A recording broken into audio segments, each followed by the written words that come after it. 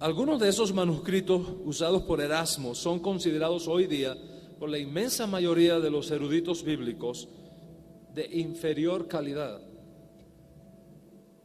en comparación con otros manuscritos bíblicos. Algunos de los manuscritos que Erasmo usó datan del siglo XII. Sí, manuscritos muy tardíos en comparación con manuscritos mucho más antiguos. O sea, mientras más antiguo es un manuscrito, más cerca está del escritor original y menos posibilidades de alteración textual.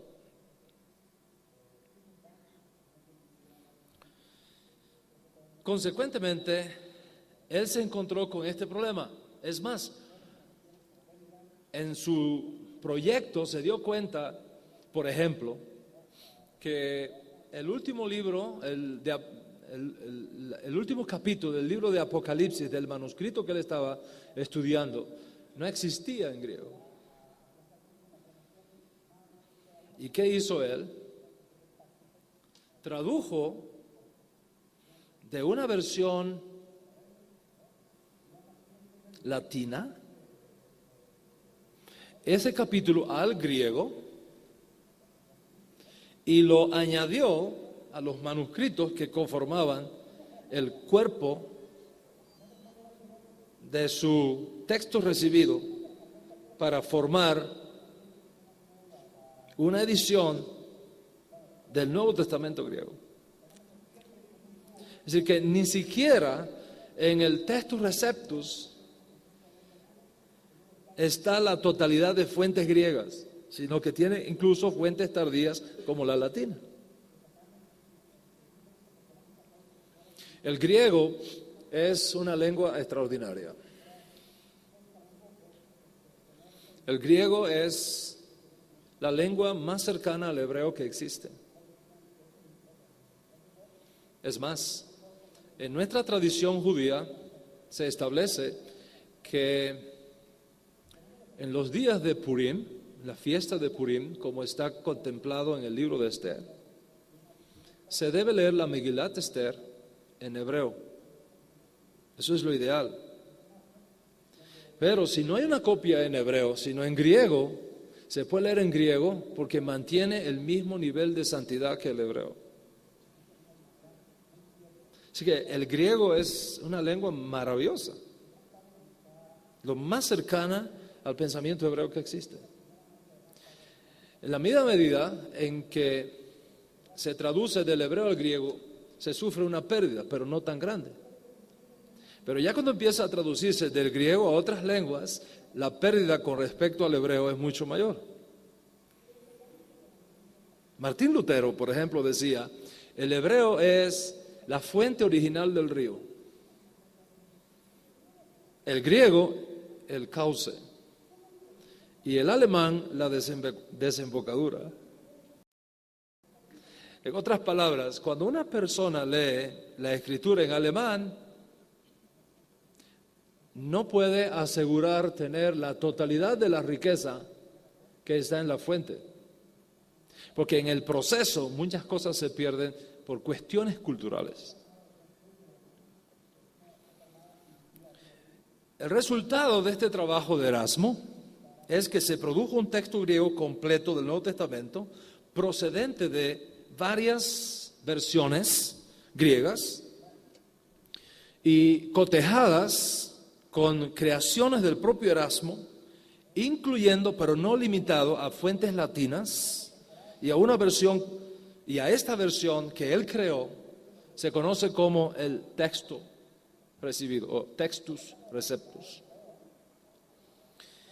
Al proceder de una mezcla de fuentes, incluyendo las propias creaciones de Erasmo, el Textus Receptus o el texto recibido contiene textos y contiene doctrinas insufladas en la traducción que no expresa necesariamente el lenguaje original de los autógrafos del Nuevo Testamento. Por supuesto, la gente sencilla, como yo decía, y como no conoce en la mayoría de los casos la verdadera historia que está detrás del Textus Receptus. No la conoce. Fue este Textus Receptus el que sirvió de base textual para la mayoría de las versiones que hoy conocemos del Nuevo Testamento, incluyendo la versión más popular en el mundo hispano, que es Reina Valera 1960. En resumen, desde que Erasmo publicó su Nuevo Testamento griego en 1516, todos los traductores cristianos comenzaron a usar ese texto. En el año de 1543, Francisco de Encinas hizo la primera traducción del Nuevo Testamento directamente del griego al castellano, basado en el trabajo de Erasmo.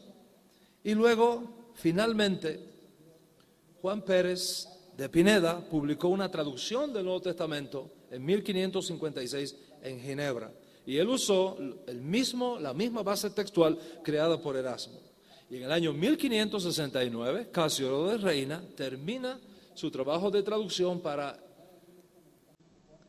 colocar en las páginas del Nuevo Testamento la belleza extraordinaria de la lengua española. Pero la base textual es la misma.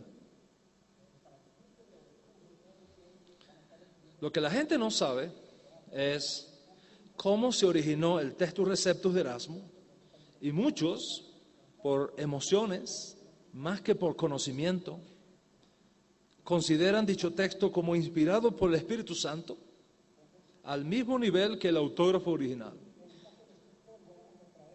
Y no debemos extrañarnos entonces que cuando surge cualquier versión que no sigue el Textus Receptus, como es el caso del Código Real, que intenta en algunos casos corregir errores del Textus Receptus,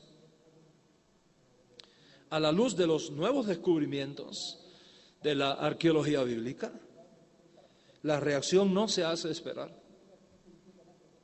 Y los traductores bíblicos se exponen a todo tipo de crítica,